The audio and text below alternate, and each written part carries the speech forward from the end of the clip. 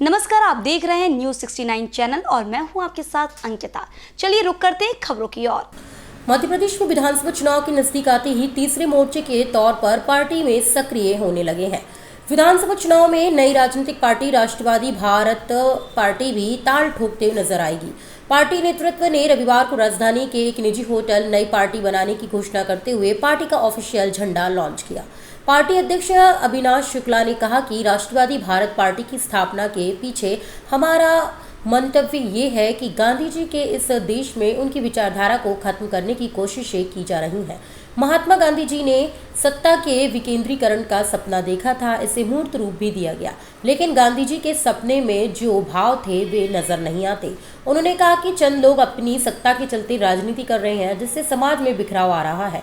जहां तक त्रिस्तरीय पंचायत सिस्टम की बात की जाए तो राजनेताओं ने इस मुद्दे पर और इस चुनावों पर अपना कब्जा कर लिया है। वास्तव में गांधी जी की सोच को सार्थक करने वाला ना तो सरपंच बन पा रहा है और ना ही दूसरे बड़े पदों पर चुनाव लड़ने में सक्षम है।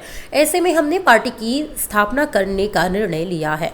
हम गांधी जी की विचारधारा को आगे बढ़ाते हुए राजनीतिक क्षेत्र में सक्रिय होंगे और आने वाले चुनाव में हमारा दल स्वच्छ, साफ, मेहनती, निडर और गांधी जी की विचारधारा को आगे बढ़ाने वाले व्यक्तित्व को चुनावी मैदान में उतारेगा।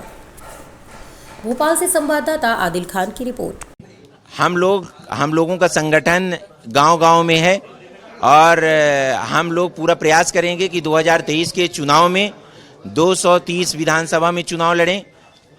यदि हो सकेगा तो छत्तीसगढ़ में भी चुनाव लड़ेंगे और राजस्थान में भी हम लोग चुनाव लड़ने का काम करेंगे और अपनी आवाज़ को बुलंद करेंगे और अपने जनप्रतिनिधियों को जब तक हक और उनका अधिकार नहीं दिला देंगे तब तक चैन से नहीं बैठेंगे। जी, नाम बताइए। हमारा नाम अविनाश शुक्ला है। राष्ट्रवादी भारत पार्टी की आप नींव रखने जा रहे हैं, क्या उद्देश्य और क्या रहेगा समाज? हमारा जो उद्देश्य है वो महात्मा गांधी के विचारों पर, जो अधिकारों का विकेंद्रीकरण के लिए उन्होंने बात कही थी, और गांवों का विकास, क्योंकि देश की आत्मा गांव में बसती है और गांव के लोगों में बसती है। इसलिए प्रदेश का जितना बजट हो उसका 50% बजट गांव के विकास, स्मार्ट गांव बनाया जाए। स्मार्ट गांव से स्मार्ट ब्लॉक बनेंगे, स्मार्ट ब्लॉक से स्मार्ट जिले का निर्माण होगा और स्मार्ट जिले से स्मार्ट प्रदेश का निर्माण होगा। जो महात्मा गांधी का अधिकारों का विकेंद्रीकरण के लिए छोटे छोटे पंचायत के प्रतिनिधियों को, छोटे छोटे नगरीय निकाय के प्रतिनिधियों को जो अधिकार यदि दिए जाएं तो उससे वार्ड का विकास होगा, छोटी छोटी जगहों का विकास होगा, जहां पे जनता निवास कर रही है उनका विकास होगा और इससे भ्रष्टाचार में कमी आएगी। तो इसका